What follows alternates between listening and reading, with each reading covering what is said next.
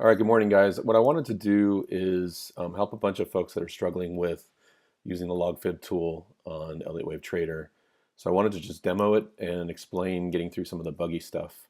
Again, to repeat, want to emphasize the importance of log fib Fibonacci's in use during Fibonacci pinball that we do on the site, and to use an example of how far targets can be off without the log Fibonacci tool. Ether, after having a wave 2 bottom in December 16, would have targeted $39 for the wave 3 in linear, but it's 3,500 in log, and as you know, we're still in progress towards that target. So that's just one example of how important the log fib tool is. Also, Verge, recently I was interacting with one of our members on Twitter, and his chart was off by about 30% on just an hourly chart of Verge, because Verge has got such a high skew or a high multiple during an hourly chart. It shows the need that a log fib tool needs to be used, not the linear tool. So otherwise, you would miss potentially 30% in profit on just an hourly chart. So let's start a new chart, and we'll talk about how to use that tool. So I'm gonna start a new chart. And what we'll do is use an arbitrary symbol. I got Patoy in here. Let's do BNB from Binance. And so you can see the chart here. And then what I have is a couple ways I do this. So the first indicator that I add is the pivot high and low. And I have that in favorites, but you can look it up and put it in your favorites. So pivot points high and low. And that gives me a nice set of price extremes, so that I can use the tool. The next thing I do is put my chart into log. That's really important, just so we can get a good visual, proper visual. And you see how important that is, because it really changes the look of it, to see how shallow some of the retraces really actually are in log, and that's what we're concerned with. Now, what happens with most people is that when they add the log fib indicator tool, and I have it in my scripts here.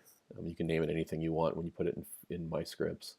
When you add that, typically you get this kind of situation where this one's not nearly as bad. I'm going to go to another chart and see if I can get a really bad one. But what happened was these blue lines that show up, which I'm not really actually sure who, it was Desertsky that originally coded the first take on this, and I'm not sure what the blue lines do, but they are down at the base of the chart below the 0 line.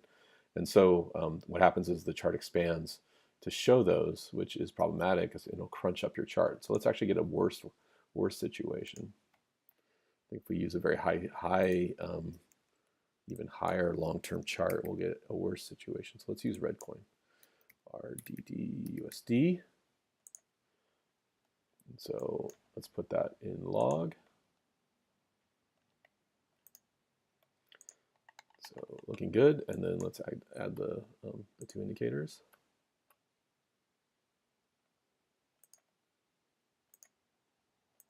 Okay, now as soon as I add this, it should be a problem. No, it didn't do it. Interesting. Okay, well, let's go back. All right, so what happens when you do that is that you simply have to scale in. So it can be made a little bit easier if you toggle the visual, which is if you look at the indicator with the 3 fibs and you hit the eyeball, it can be sometimes easier to scale in. So what I'm doing is I'm sticking my cursor over on the right margin and sort of pulling and dragging so I can get zoomed in. Okay, so if I have the left click, I can pan, and if I'm over here in the margin, the scale and the prices, I can actually scale in and out. And then when you bring it back, usually it's not a problem at all. So there it is. Just again, real quick on using it, and I'll wrap it up. Let's put it on an hourly.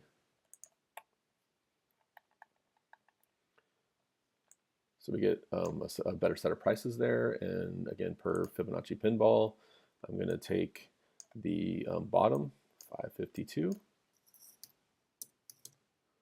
And I believe on this chart that 923 is the top of the 1. And it is 802 that after a high B wave, 802 is